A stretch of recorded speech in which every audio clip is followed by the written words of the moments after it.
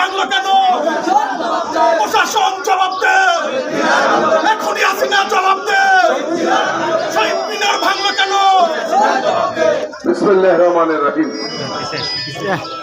বগুড়া জেলা যুবদল আয়োজিত আজকের বিক্ষোভ প্রতিবাদ সমাবেশে সংগ্রামী সভাপতি, সাবেক ছাত্র নেতা, জেলা যুবদলের সম্মানিত আহ্বায়ক জনাব খাদিমুল ইসলাম খাদিম উপস্থিত রয়েছেন। জেলা বিএনপির সংগ্রামী সাধারণ সম্পাদক, 90 সেরা আচার প্রতি আন্দোলনের রাজপথের সরাসরি যোদ্ধা, সাবেক উপজেলা চেয়ারম্যান জনাব আলিয়াজুল তালুকদার হেনা উপস্থিত রয়েছেন। সদ্য কারামুক্ত যুব নেতা, যিনি দীর্ঘ 5.5 মাস এই ফ্যাসিস্ট আওয়ামী সরকারের কারাগারে নির্যাতনের শিকার হয়েছিলেন। জেলা যুব দলের সিনিয়র যুগ্ম আহ্বায়ক জাহাঙ্গীর আলম উপস্থিত রয়েছেন। জেলা যুব দলের ভারপ্রাপ্ত যুগ্ম আহ্বায়ক জনাব আতাউর রহমান শম্ভু উপস্থিত রয়েছেন। সদর থানা যুব দলের সংগ্রামী আহ্বায়ক বাবু অতুল চন্দ্র উপস্থিত রয়েছেন। শহর যুব দলের সংগ্রামী আহ্বায়ক মমি উপস্থিত রয়েছেন। যুবদলের শহর যুব দলের সংগ্রামী সিনিয়র যুগ্ম আহ্বায়ক সুজন উপস্থিত রয়েছেন। গর্কি বিএনপির ভারপ্রাপ্ত চেয়ারম্যান দেশ নায়ক তারেক রহমানের নির্মিত শহীদদের শ্রদ্ধার্থে যে স্মৃতিস্তম্ভ করেছিলেন শহীদ মিনার, সেই শহীদ মিনারটি রাতের অন্ধকারে ভেঙে ফেলেছেন এই স্বৈর শাসনের দোষকরা। তার প্রতিবাদে যে বিক্ষোভ মিছিল যুবদল করেছেন, সেই জন্য যুবদলকে আন্তরিক ধন্যবাদ জানাচ্ছি। বন্ধু আমার, আজকে ফ্যাসিস্ট আওয়ামী সরকারের কোনো জবাব দিতে নাই।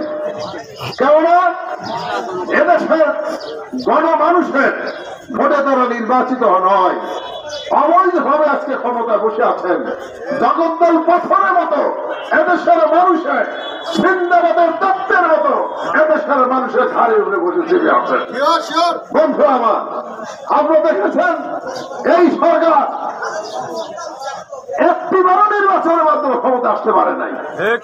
8 সালে এসেছে, তখন একটি প্রেক্ষাপটে তখনকার মঈনুদ্দিন ফখরুদ্দিন সরকারের সহযোগিতায় তারা ক্ষমতা এসেছে। 2014 সালে যে নির্বাচন হয়েছে, ভারতের সুষমা স্বরাজ বাংলাদেশে এসে এমন একটি খেলা খেলেছেন, সেই একতরফা নির্বাচনে এই আওয়ামী লীগ ক্ষমতা এসেছেন, আপনারা সবাই জানেন। 2019 সালে নির্বাচন ভোটে হয় নাই, ভোটের আগের দিন ভোট হয়ে গেছে, সেই ভোটের মাধ্যমে ক্ষমতা এসেছেন। আবার 2024 সালে কি ভোট হয়েছে দেখেছেন আপনারা। আওয়ামী লীগ ভোট করেছে, মামা ভাগ্নের ভোট হয়েছে, আমি দাবির ভোট হয়েছে। সেই নির্বাচনে আওয়ামী লীগ ক্ষমতায় বসে আজকে অবৈধভাবে ক্ষমতায় বসে আজকে বাংলাদেশটাকে একটি গোলামের জিঞ্জিরে পরিণত করেছে, ভারতের দাবাদার রাষ্ট্রে পরিণত করেছেন। আজকে আমাদের দুঃখ হয়, কষ্ট হয়, 30 লক্ষ শহীদ রক্ত দিলেন এই স্বাধীনতার জন্য। আমাদের কষ্ট হয়, দুঃখ হয়, 2 লক্ষ মানব ইজ্জত দিয়েছেন এই স্বাধীনতার জন্য। সেই স্বাধীনতা আজকের অন্যের হাতে তুলে দিয়েছেন এই ফ্যাসিস্ট আওয়ামী লীগ সরকার। আজকে বাংলাদেশের স্বাধীনতা নাই, বাক স্বাধীনতা নাই, বাংলাদেশের গণতন্ত্র নাই। আজকে আমরা একটি সেবা দাসে পরিণত হয়েছি। বন্ধুরা আমার, কাজী এই সরকারের জবাব দিতে নাই। এই সরকারের বিরুদ্ধে গণবিপ্লব ছাড়া কোনো বুদ্ধি নাই। গণবিপ্লবের মাধ্যমে যত ফ্যাসিস্ট সরকার পতন হয়েছে গণবিপ্লবের মাধ্যমে, এই সরকারকেও এই গণবিপ্লবের মাধ্যমে এবং এই জুলুমবাজ সরকারকে বিদায় নিতে হবে। কাজে সেই জন্য ছাত্র যুবককে সবাইকে ঐক্যবদ্ধ হতে হবে। আজকে আপনারা আন্দোলন করছেন, বিক্ষোভ করছেন, বগুড়ার কৃতি সন্তান স্বাধীনতা যুদ্ধের ঘোষক, বীর উত্তম বীর মুক্তিযোদ্ধা শহীদ রাষ্ট্রপতি জিয়া রহমান এবং বাংলাদেশের গণতন্ত্রের বা বাংলাদেশের সবচেয়ে জনপ্রিয় নেত্রী দেশনেত্রী বেগম খালেদা জিয়ার সুযোগ্য সন্তান তারেক রহমান, বিএনপির ভারপ্রাপ্ত চেয়ারম্যান, এই বগুড়ার মানুষের জন্য কি না করেছেন আপনারা জানেন। সেই তারেক রহমান এই শহীদ খোকন পার্কে, বগুড়া পৌরসভা নিয়ন্ত্রণাধীন খোকন পার্কে একটি শহীদ মিনার করেছিলেন। ওখানে তারেক রহমানের নাম লেখা আছে। আমরা বলেছি বাংলাদেশের এই বগুড়ার একটি কৃতি সন্তান আহসান স্বপন, যিনি এই বাংলাদেশের একজন শ্রেষ্ঠ আর্কিটেক্ট ছিলেন এবং এই ডিপার্টমেন্টের উনি চিফ ইঞ্জিনিয়ার ছিলেন, চিফ আর্কিটেক্ট ছিলেন। তারই সেই ডিজাইনে বগুড়া একটি শহীদ মিনার করা হয়েছিল। সেই শহীদ মিনারটি রাতের অন্ধকারে ভেঙে ফেলা হয়েছে। কেন ভেঙে ফেলা হয়েছে? ওইখানে তারেক রহমানের নাম লেখা। তারেক রহমান যিনি করেন সে ভালো লাগে না। আমার এক বন্ধু এবং ভাইয়ে বলেছেন যে তারেক রহমানের নাম ভালো লাগে না, তারেক রহমানের জিনিস ভালো লাগে না, তো বাড়ি বাড়ি যে গ্যাসে রান্না করছেন সেটা বন্ধ করে দেন। আপনার জিয়া রহমান মেডিকেল কলেজ, শহীদ জিয়া রহমান মেডিকেল কলেজ, সেখানে আপনারা যান না, সেবা নিয়েন না। যে রাস্তাটি তারেক রহমান করেছেন সেটির প্রতি হাঁটেন না, আর একটি রাস্তা তৈরি করে হাঁটেন। কাজে আজকে যে আন্তর্জাতিক মানে একটি স্টেডিয়াম বগুড়া, আজকে আমি আওয়ামী লীগকে বলতে চাই, আপনারা 16 বছর ক্ষমতা আছেন, এই 16 বছরে আন্তর্জাতিক এবং এই স্টেডিয়াম, এই শহীদ চাঁদ স্টেডিয়ামে একটি আন্তর্জাতিক মানে খেলা নিয়ে আসতে পারেন নাই। আপনারা বড় বড় কথা বলেন, এই সরকারের আপনারা দালাল হিসেবে আজকে আখ্যা দিয়েছেন। অনেক খেলোয়াড়ও রয়েছেন, চুপ করে থাকেন। অনেক সাংস্কৃতিক বৃন্দরা রয়েছে, চুপ করে থাকেন।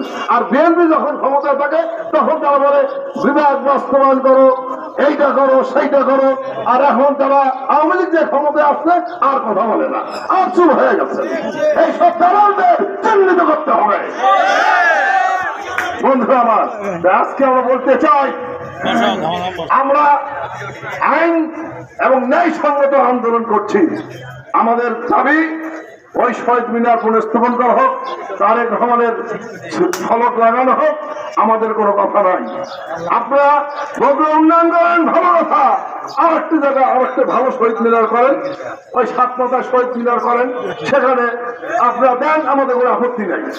কিন্তু তারেক রহমান যেখানে করেছে সেটাই ভাঙতে হবে, সেখানেই করতে হবে, এর তো কোনো যুক্তি নাই। কাজেই আপনি আর একটা স্টেডিয়াম করেন, আপনারা দেখান বগুড়াবাসীকে আর একটা স্টেডিয়াম আপনারা করেছেন, আপনারা সাধুবাদ জানাবো, অভিনন্দন জানাবো। একটা স্টেডিয়াম, আপনার বিশ্ববিদ্যালয় করেন। আজ পর্যন্ত বলতে একটা বিশ্ববিদ্যালয় নাই, একটা বিশ্ববিদ্যালয় করেন। আমরা বলবো যে না, আওয়ামী লীগ একটা বিশ্ববিদ্যালয় করেছে, আমরা স্বাগত জানাবো। আপনার সেটি পারেন না। আজকে বগুড়ায় তারেক রহমানের কীর্তি ভেঙে ফেলবেন। তারেক রহমান এদেশের মানুষের মনের মধ্যে আছে, সেদিকে ভাঙতে পারবেন না। তারেক রহমান এদেশের মানুষের মাঝে আছে, মানুষের মাঝে থাকবে ইনশাল্লাহ। আজকে ভোট দিয়ে দেখেন, তারেক রহমানকে বাংলাদেশে আসার সুযোগ দেন। হাসিনা যে ছিটে দাঁড়াবে, তারেক রহমানও সেই ছিটে দাঁড়াবে। বিশেষ করে যুবদলকে ধন্যবাদ জানিয়ে আমার বক্তব্য শেষ করছি। আল্লাহ হাফেজ। বাংলাদেশ জিন্দাবাদ, শহীদ জিয়া মরক, খালেদা জিয়া জিন্দাবাদ, তারেক রহমান জিন্দাবাদ। ভালো অপসারণের প্রতিবাদে বাংলাদেশ জাতীয় যুবদল বগুড়া জেলা শাখা কর্তৃক আয়োজিত আজকের এই প্রতিবাদ মিছিল এবং সমাবেশের প্রধান অতিথি উপস্থিত রয়েছেন বগুড়া জেলা বিএনপি বিপ্লবী সভাপতি, বগুড়া